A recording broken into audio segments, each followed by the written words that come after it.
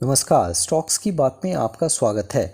आज हम बात करेंगे कि कैसे एक्सचेंज ट्रेडेड फंड्स यानी कि ईटीएफ्स में निवेश करके आप अपने पोर्टफोलियो को डाइवर्सिफाई कर सकते हैं और लॉन्ग टर्म में अच्छे रिटर्न्स कमा सकते हैं।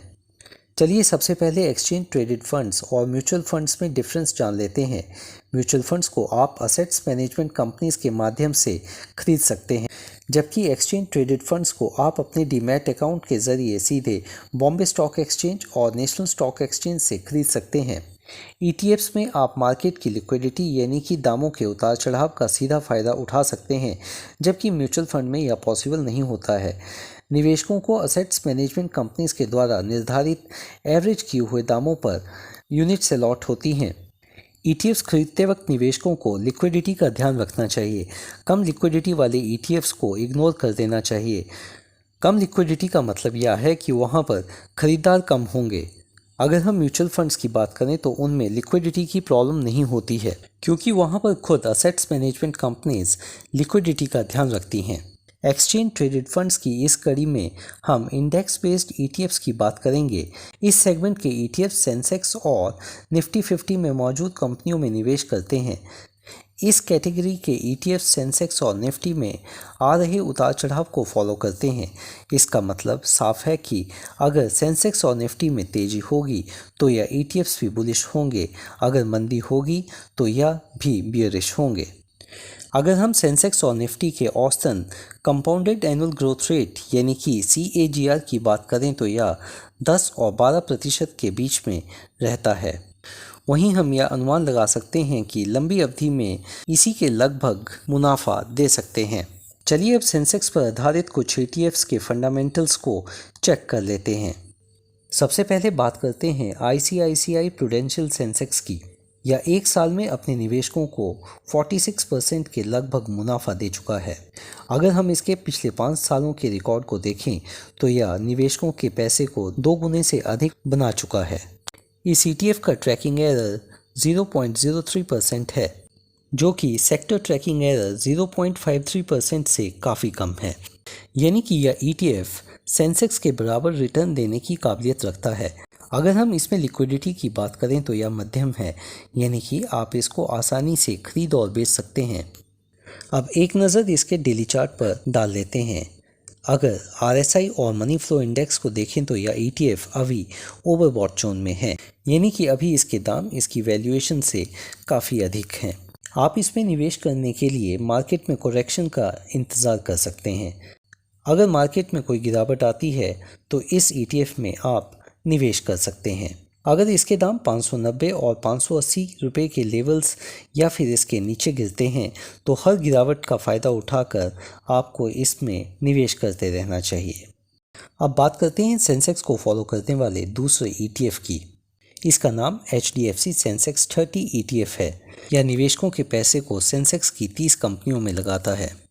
यह ETF भी सेंसेक्स को फॉलो करता है और लगभग इसी के बराबर का मुनाफा अपने निवेशकों को कमा कर देता है। इस ETF का ट्रैकिंग एरर 0.04% है, जो कि सेक्टर ट्रैकिंग एरर 0.53% के मुकाबले काफ़ी कम है। यानी कि यह सेंसेक्स के बराबर के रिटर्न्स देने की काबिलियत रखता है। अगर हम इसकी एक्सपेंस रेशो की बात करें तो यह 0.05% है, जो कि सेक्टर एक्सपेंस रेशो के मुकाबले काफ़ी कम है। इसमें लिक्विडिटी की बात करें तो यह मध्यम है, यानी कि आप इसको आसानी से खरीद और बेच सकते हैं। आप इसके चार्ट में देख सकते हैं कि यह 6,300 रुपये का हाई बना चुका है और उसके बाद इसमें जोरदार गिरावट आई है। इस ETF के दामों में गिरावट की वजह इसके फेस वैल्यू में किया गया स्प्लिट है। 17 फरवरी 2021 को इसकी फेस वैल्यू को 2,504 से स्प्लिट करके 250 किया गया है। अगर हम इस ETF की 5 सालों की परफॉर्मेंस की बात करें तो यह अपने निवेशकों के पैसे को डबल कर चुका है। अगर पिछले एक साल की बात करें तो इस ETF ने 50% के अच्छे रिटर्न्स अपने निवेशकों को दिए हैं। आप देख सकते हैं कि अगस्त 2020 में इसके दाम 400 रुपये के आसपास थे, जो कि अब अगस्त 2021 में 600 रुपये के ऊपर चल रहे हैं। HDFC सेंसेक्स ETF को 580 रुपये के लेवल पर अच्छी सपोर्ट है। अगर इसके दाम 590 रुपये और 580 रुपये के लेवल्स तक गिरते हैं या इसके नीचे लुढ़कते हैं तो इस ETF को खरीदना चाहिए। आपको इसमें हड़बड़ी में ऊपरी लेवल्स पर खरीदारी नहीं करनी चाहिए। वहीं जब इसके दाम नीचे गिरते हैं तो इसमें एंट्री लेनी चाहिए। अगर इस प्रकार की कोई बड़ी गिरावट आती है तो ऐसे मौक़ों को चूकना नहीं चाहिए। चलिए अब इसी इंडेक्स को फॉलो करने वाले तीसरे ETF की बात करते हैं। इसका नाम SBI सेंसेक्स 30 ETF है। SBI का यह ETF ही निवेशकों के पैसे को सेंसेक्स की 30 कंपनियों में निवेश करता है, लेकिन रिटर्न्स के मामले में पहली 2 कंपनियों के मुकाबले थोड़ा पीछे रह जाता है। इसके पीछे वजह है इसका ट्रैकिंग एरर, जो कि 2.11% है, जबकि पहली 2 कंपनियों का ट्रैकिंग एरर 0.03% और 0.05% था।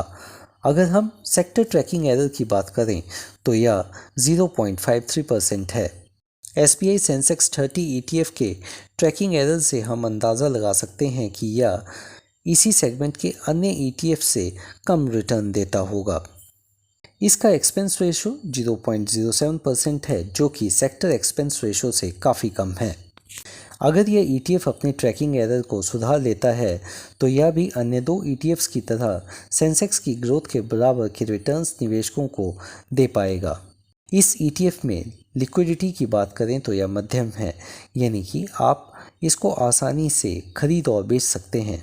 इस ETF ने पिछले 1 साल में लगभग 45% का रिटर्न दिया है और पिछले 5 सालों में इसने निवेशकों के पैसे को दोगुना कर दिया है, लेकिन पहले 2 ETFs के मुकाबले इसने निवेशकों को कम मुनाफा दिया है। अगर हम इसके चार्ट पर नज़र डालें तो इसके दाम RSI और मनी फ्लो इंडेक्स के मुताबिक ओवरबॉट जोन में हैं, यानी कि अभी इसके दाम वैल्यूएशन से अधिक हैं। इसको 575 रुपये के लेवल्स पर अच्छी सपोर्ट है। वहीं अगर यह इसको तोड़ता है तो 560 के लेवल्स पर काफ़ी मजबूत सपोर्ट है।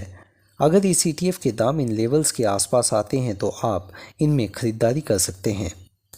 आपको बता दें कि सेंसेक्स की 30 लार्ज कैप कंपनियों में पैसा निवेश करने की वजह से यह ETFs थोड़े कम रिस्की होते हैं, लेकिन वहीं मार्केट में भारी गिरावट आती है तो इसके दाम भी उतने ही तेज़ी से नीचे गिरते हैं।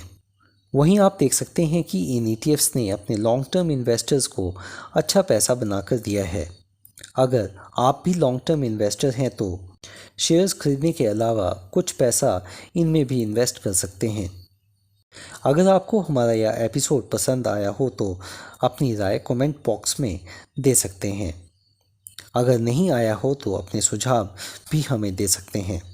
वहीं हम आपसे अपील करते हैं कि इन ETFs में निवेश करने से पहले अपने फाइनेंशियल एडवाइज़र की सलाह पक्का लें, ताकि आपको किसी भी प्रकार का आर्थिक नुकसान ना हो।